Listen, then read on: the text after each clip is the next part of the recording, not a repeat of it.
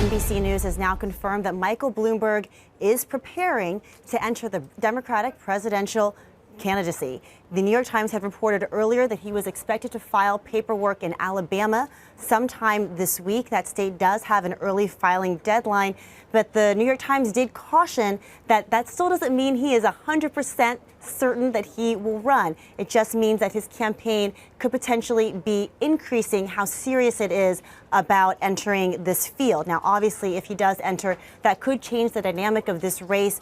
This race has been defined by the debates over the economy, over wealth, over the ways that businesses have amassed corporate power. Michael Bloomberg, of course, billionaire businessman, former mayor for New York. And again, NBC News now confirming that he is preparing to enter this race. Back to you, Melissa. Ylan, thank you. Ylan Moy in D.C. How does this change the race? If you are a moderate Democrat, particularly one who works in this business that we are all associated with, I would imagine this is a very viable alternative to what is currently out on 100%. the market. I mean, if Karen did a little cheer before during the commercial break, and I understand why. I mean, I think he sees an opportunity given some of the polarization that's going around, given some of the Scott Wapner's interview he was probably watching. He said, you know what, maybe I have a shot here. Maybe there's an entry point.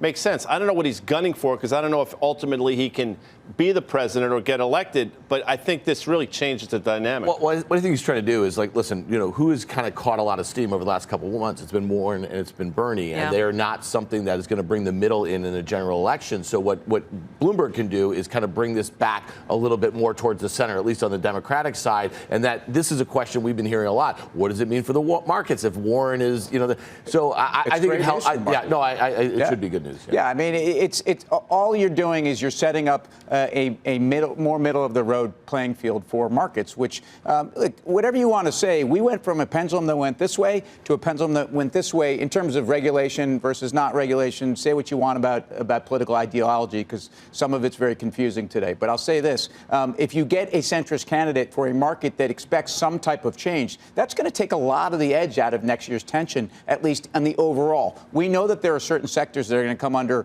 particular duress. And let's be clear, this banking sector that's off and running is off and running because there is zero regulation out there right now. I'm not saying banks are bad guys either. I'm just telling you, relative to the environment that they had been in. Zero regulation. Well, I think there's a lot of regulation. There's a lot of compliance.